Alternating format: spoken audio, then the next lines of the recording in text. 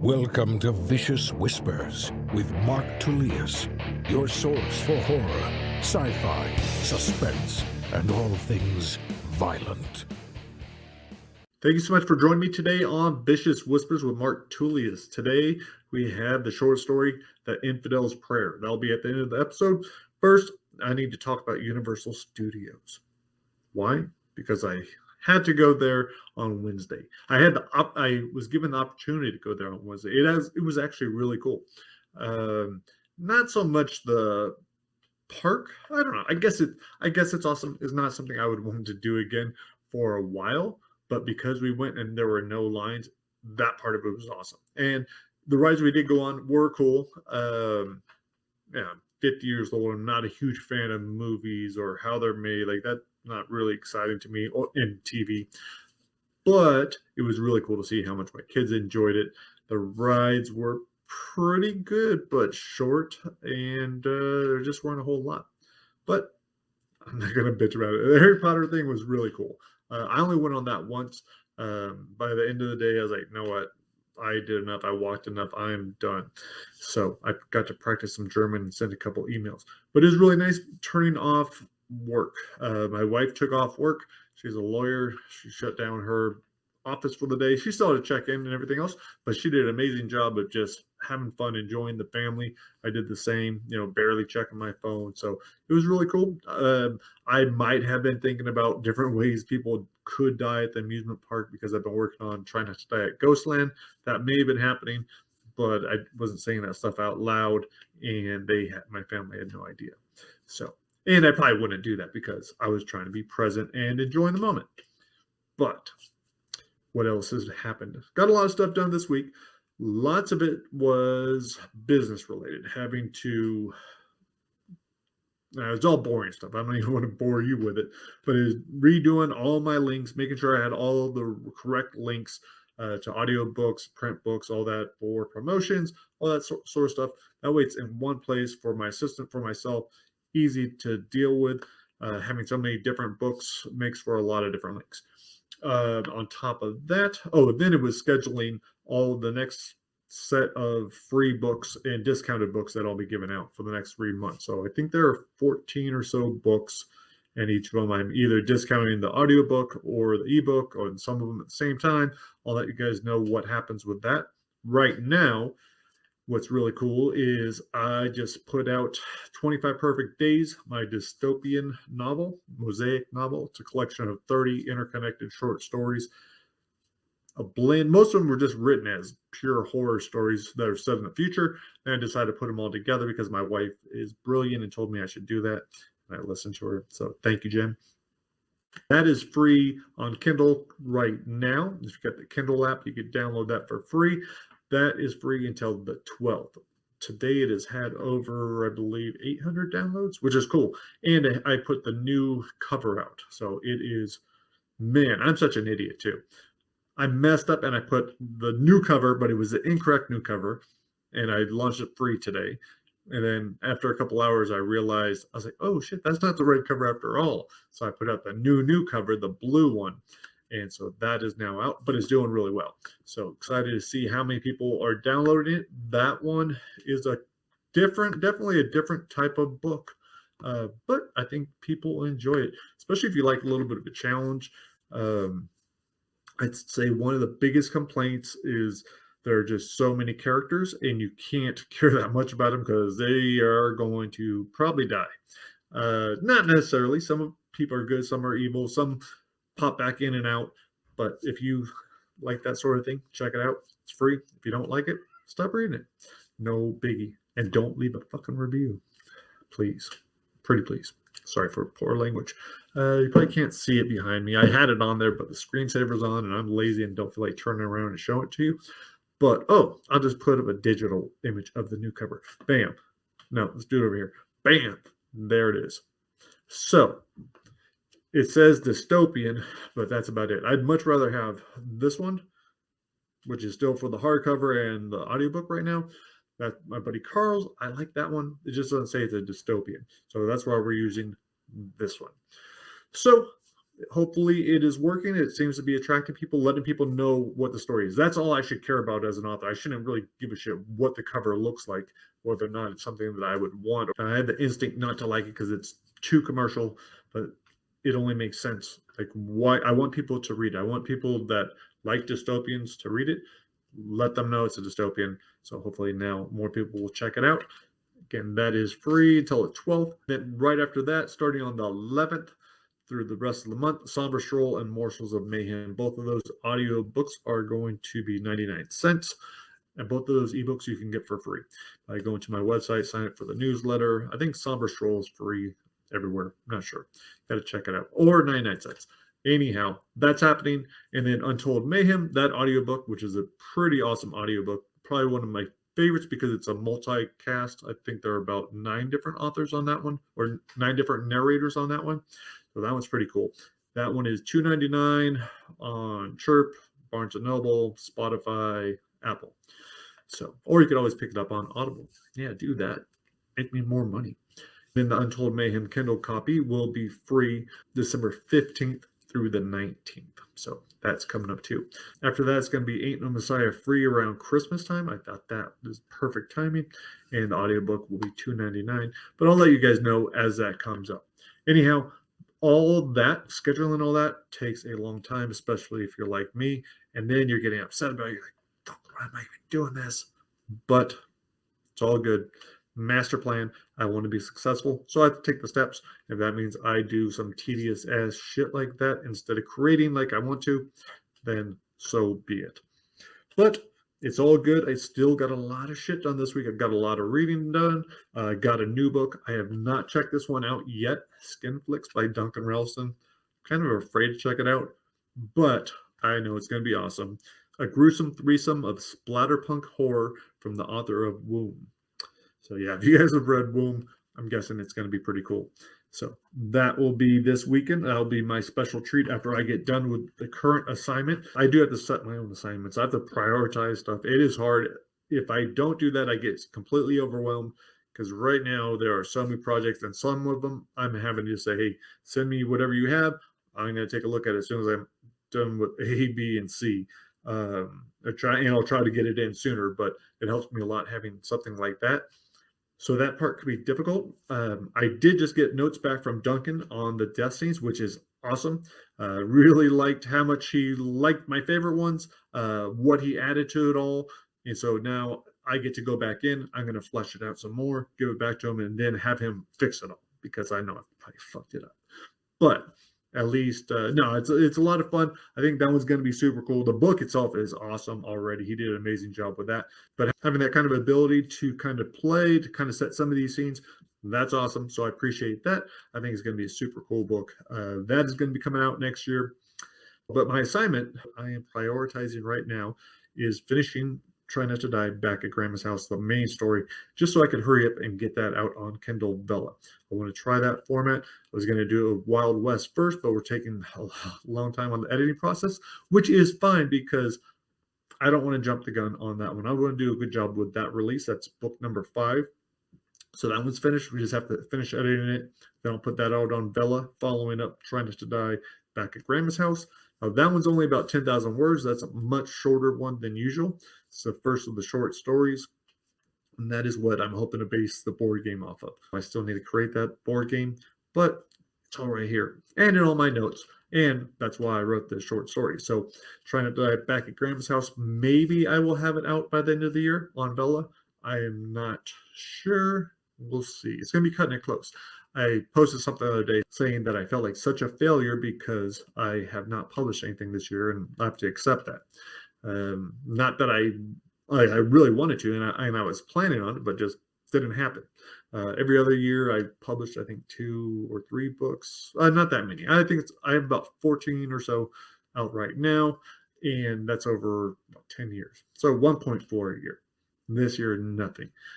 So bummer. But I was like, okay, if I could sneak in, Try Not to Die Back at Graham's House by the end of the year, then I won't be a failure.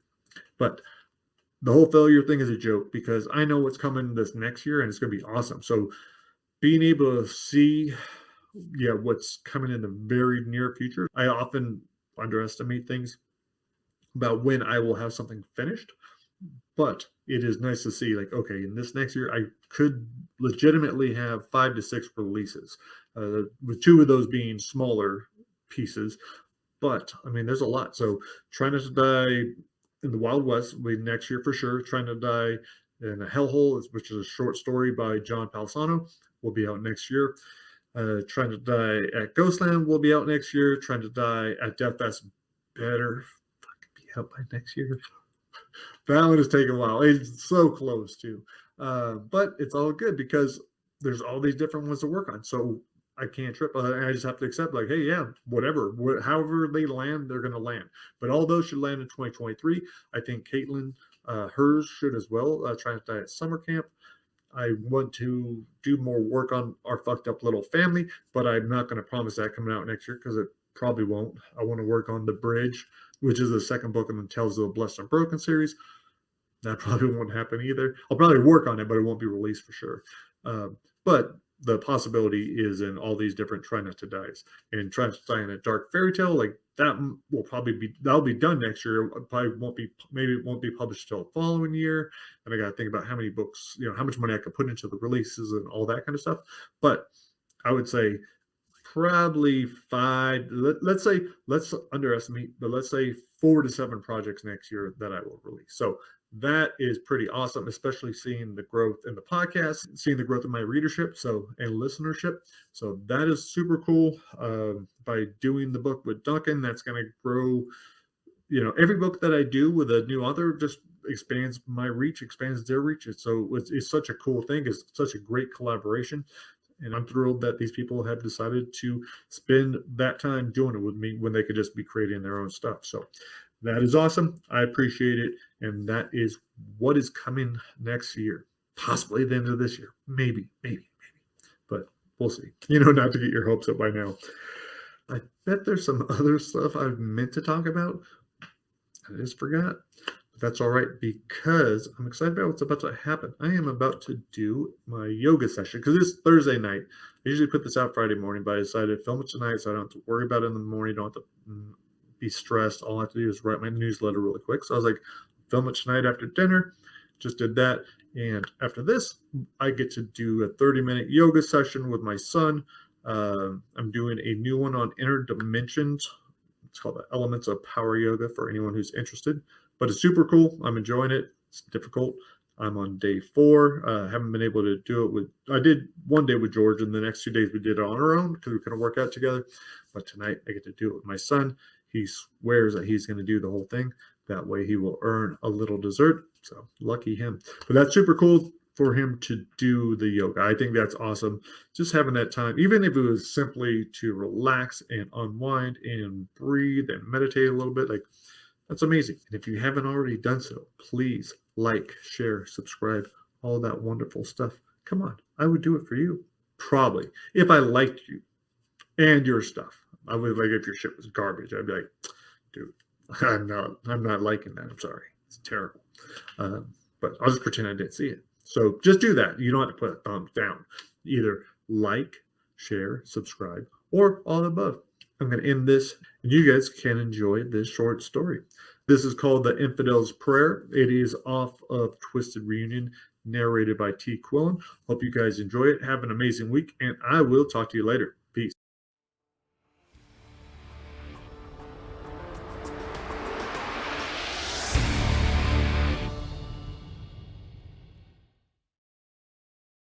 The Infidel's Prayer. Amir signed his name to his latest decree, folded it in thirds, dipped his seal in the calf's blood, and turned his wish into law. Pleased with himself, he sat the letter at the corner of his desk, and turned his attention to the cheap television in the corner of his cramped, windowless room.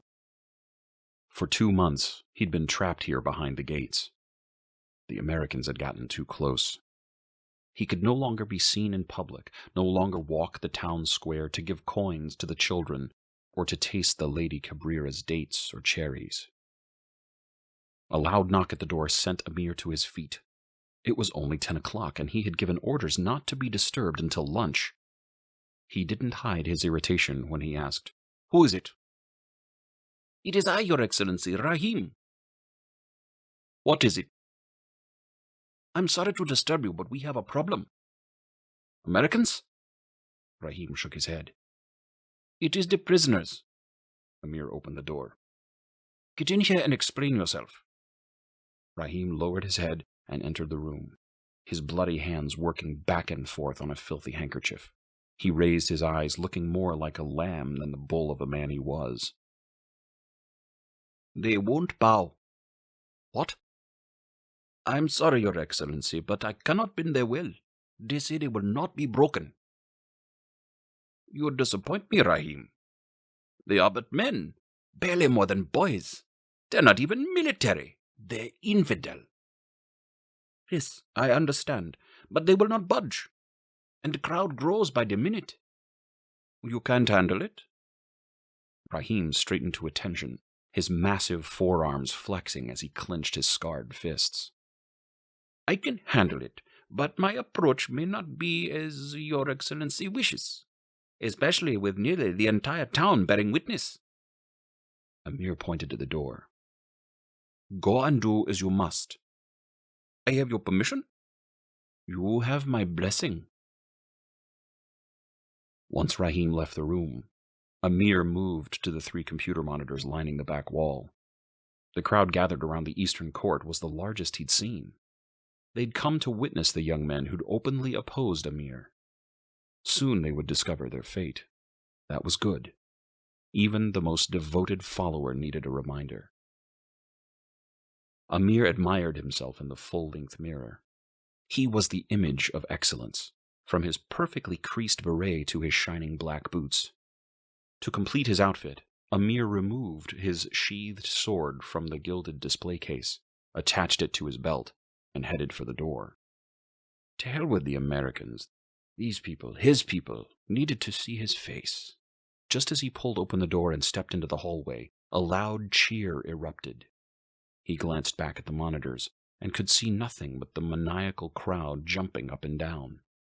He hurried to his desk, took out his Browning 9mm and placed it in its holster. Amir started down the hallway and saw red footprints marking the carpet. Not only had Rahim proved to be ineffectual, he'd been careless and disrespectful, bringing the blood of infidels into Amir's home. The crowd roared again as Amir approached the large wooden doors which led to the eastern court. Then, silence. Slowly, he opened the door. Rahim rushed to Amir's side, his open knuckles dripping blood on the sand. Still nothing. Rahim used the back of his sleeve to wipe the sweat off his creased forehead. I don't know what's wrong. Amir looked at the trail of blood Rahim had dragged in from the outer gates. He said, Take me there. Rahim nodded and led Amir down the path. As they crossed through the gates, the townspeople looked down on them from both sides. A chain-link fence kept them from getting too close to Amir's greatness. The short path opened onto the eastern court, a giant circle of sand surrounded by the quiet crowd. On the far side of a statue of Amir's father, the man the people had once adored, were 3 young men. Each was tied to a stake 10 feet apart. When they'd been brought in the day before, their facial resemblance made it clear that they were brothers. Now they were unrecognizable, any familial features obliterated under Rahim's heavy hands. These men won't bow because they aren't able to, Amir said. Untie them and surely they will recognize me. Rahim shook his head. They refuse, Your Excellency. Perhaps they will reconsider if you address them. Amir wondered who should replace Rahim. Move aside and watch how it is done. Amir strode forward, stopped a few feet in front of the man on the left, the eldest and hopefully the wisest of the brothers. Loud enough for the entire crowd to hear, Amir asked, What is your name, my son? I am my father's son, the stick-thin man with the mangled face said. His smile revealed a mouthful of shattered teeth. I am Michael Marash. Amir slapped him across his cheek, the crack echoing across the court. Do you not know who I am? Michael acted as if he hadn't felt the blow. "I know what you are. The same as me and my brothers. Mortal." Amir unsheathed the sword, placed its point to Michael's chin before the man could utter another sacrilegious word. "You are as ignorant as you are brave, but neither will serve you in my court." Amir let the tip of the sword drag across Michael's chest, spilling new blood. "Pray your brothers have more sense." The next brother, whose teeth and a bloodied piece of his ear glistened in the sand, looked Amir in the eyes, not once glancing at the sword in his hand. "And what is your name?" Amir asked. "Zechariah." "You look brighter than your brother," Amir said, even though he couldn't make out much with the purple swelling. "Would you like for this to end?" "Very much." "Good." Amir turned to the crowd. "Did you hear that?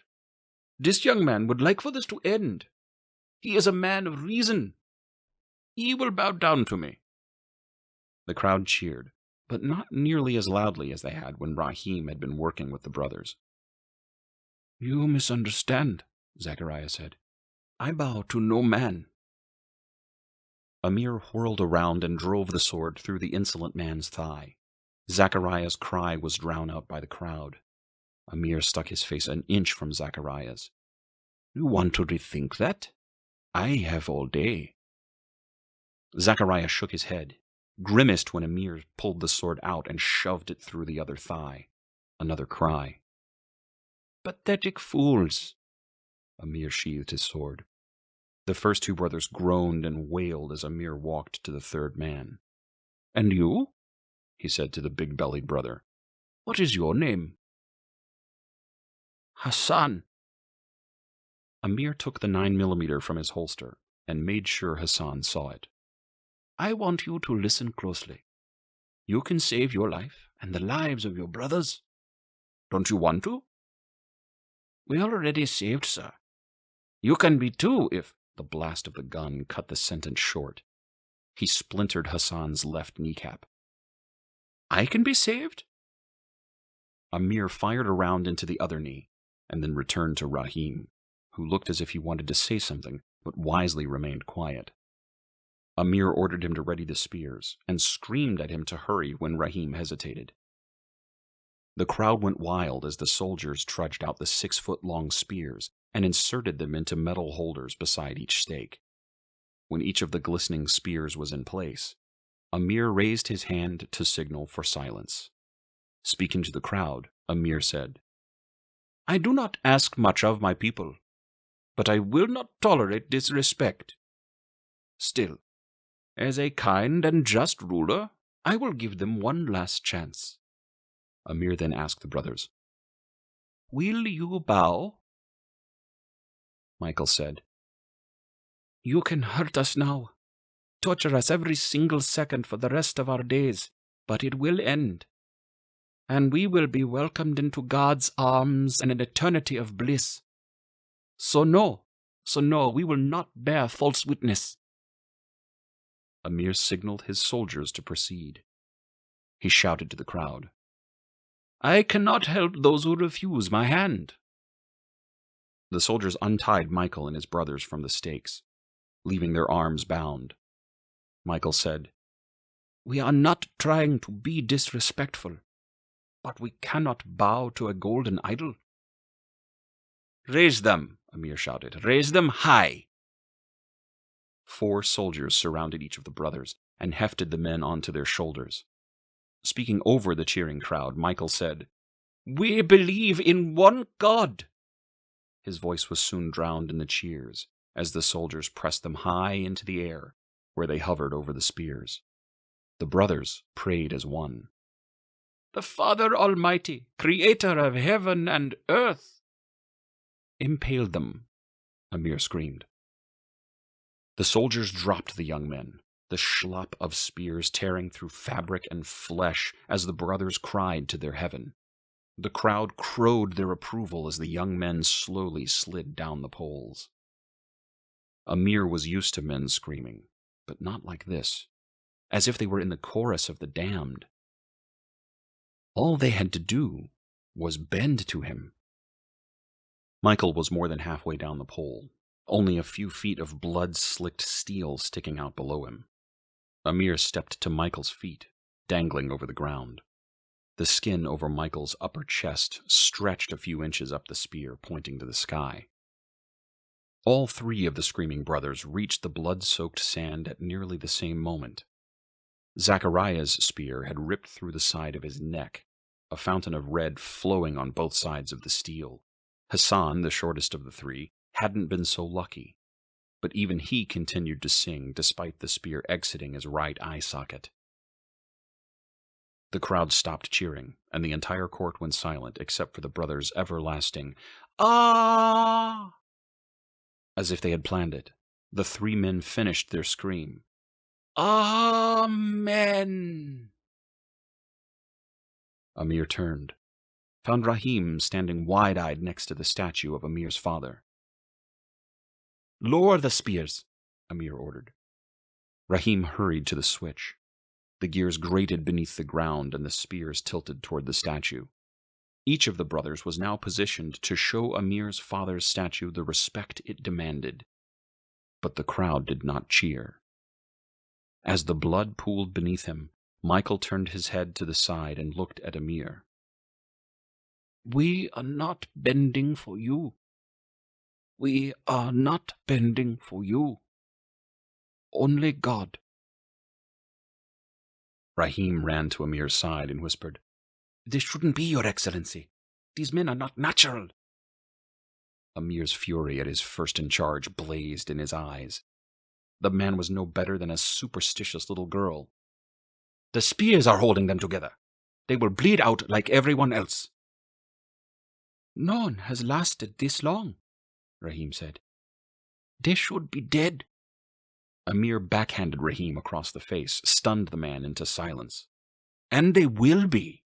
To the soldiers, he yelled, "Remove the bodies and stack them here. The rest of you, bring in the wood." The crowd came alive and cheered the soldiers as they ripped each of the brothers off the spears and sat them back to back a few feet from Amir. Wheelbarrows full of wood dumped their contents in a massive circle around the men. The frenzied crowd continued by tossing branches, rags, and other items over the fence. This would be a fire like no other, an example of the fire that the irreverent infidels would spend eternity in.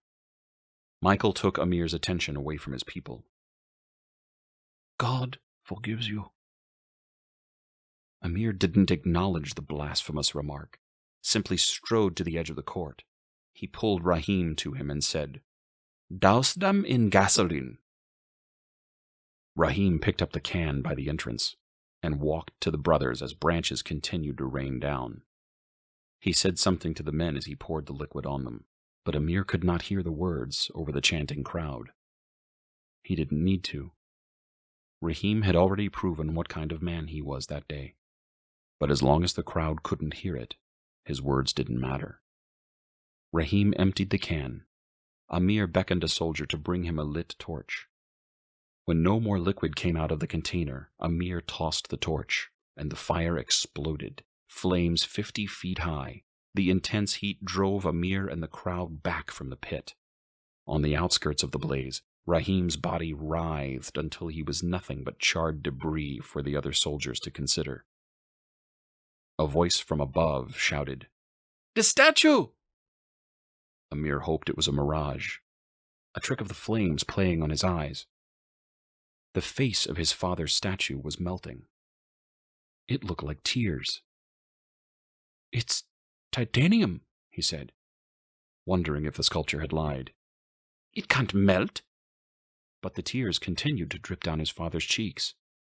Amir ordered his men to extinguish the fire. Buckets of water sizzled over the flames when the singing began. The song was an infidel's prayer. "Stop that!"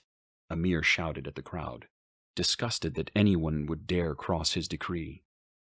The flames continued to grow, and the singing grew louder. Amir turned to his nearest soldier and said, "Take all the men you need and find those who are singing. Toss them into the pit." The soldier stood staring at the fire and pointed. "From in there. There, in there." Amir pushed the confused soldier away. He shielded his face from the bright white heat. The statue was gone, a silver puddle spreading across the sand. The song continued, growing louder as 3 shapes appeared. Amir yelled to his men, "They're demons! Send them back to hell!" Most of the soldiers ran. Those who stayed threw down their weapons. Amir fired a round into the closest coward's head. "Kill them!" Amir yelled, aiming his pistol at the brothers in the flames. He fired. The round struck Michael's forehead. Amir fired again and again, emptying the gun into the flames. He threw the useless pistol at the figures and pulled his sword, waving it in front of him. Stay back, devils! Go back to the depths of hell, please!" Amir tripped and scooted backwards on the sand. "I am sorry," he said to the fire. "Forgive me, please, please!" He pulled himself forward and bowed his head. He recited the infidel's prayer. Each word he had banned from his city. He prayed with all his heart and begged the one God to have mercy on his soul. When he opened his eyes, he saw Rahim's charred body before him. He saw inside the flames. The brothers weren't alive. They weren't singing. They were dead. Amir looked at the ring of soldiers, realizing how crazy he probably seemed. He wiped the tears from his face and saw his men training their weapons upon his chest.